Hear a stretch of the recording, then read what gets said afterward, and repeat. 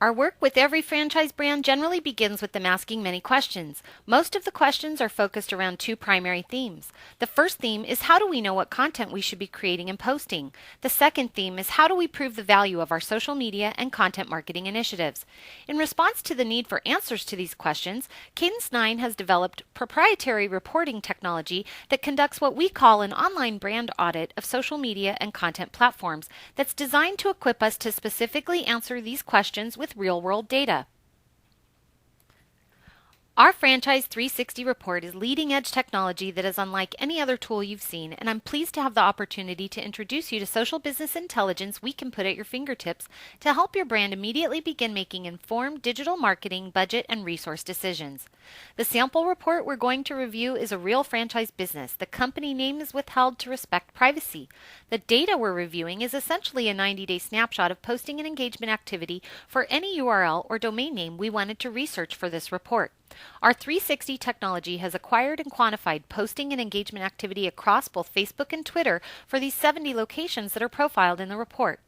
In this first page of the report, the key highlights identify things like the strongest performing location in the franchise system. In this case, it's corporate. It also summarizes the total number of posts and engagements and an average CMI score. The CMI score, or Content Marketing Index score, is a scoring methodology developed using Cadence 9's 7-step content marketing lifecycle. The lifecycle is a defined process rooted in best practices in social and content publishing.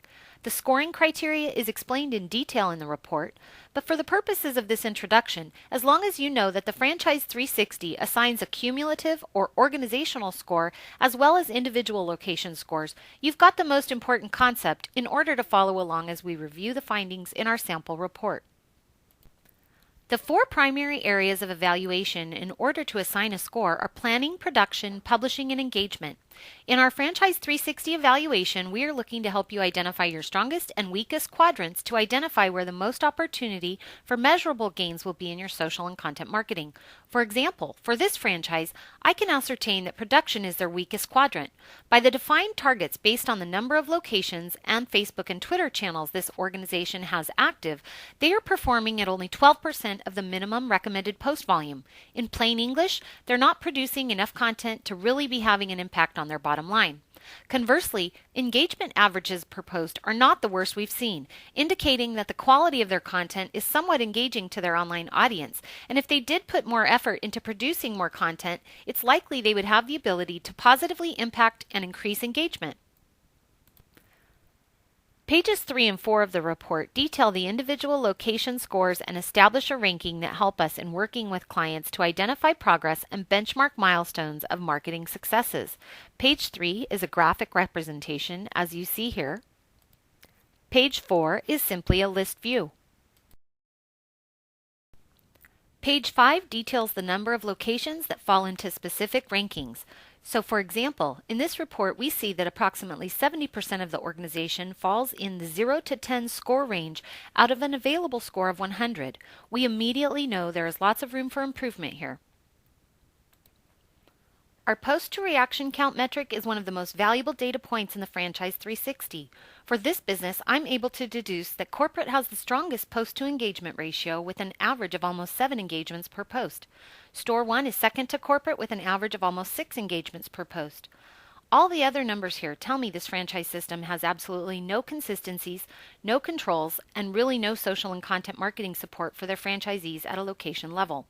For instance, Store 21 is completely missing the mark with what they're posting. 184 posts and only 56 total engagements indicates a problem that should definitely be investigated. The rest of the numbers are disconcerting because minimum recommended amounts of posting for the evaluated time period of 90 days for each of these locations means that every one of them should have a minimum of 360 posts. So you can see that they are falling extremely short of an industry standard minimum goal in their posting activity. We're about halfway through our report review, and so I'd like to invite you to request your own Franchise 360 report for your brand by filling out the request form using the Get in Touch icon you're seeing at the base of this video. The request form will also display automatically at the end of this presentation, but please keep in mind as you listen to this review that you may get all of this type of feedback for your own brand from Cadence 9. Continuing with our report review, The Franchise 360 Top 30 Posts is another popular data point. We find that even in a case like this where there's not enough posting activity, we can still tell the brand what has gained them any sort of traction with their online audience. This is always a great starting point for planning the editorial calendar. In addition, looking at competitors' 360 reports is a great way to understand topics and content that are resonating with your target online audience. Because we've redacted the company information, you're not seeing the actual post information here, but in your own version of the report, you would have access to the actual post content to easily understand what has been performing best.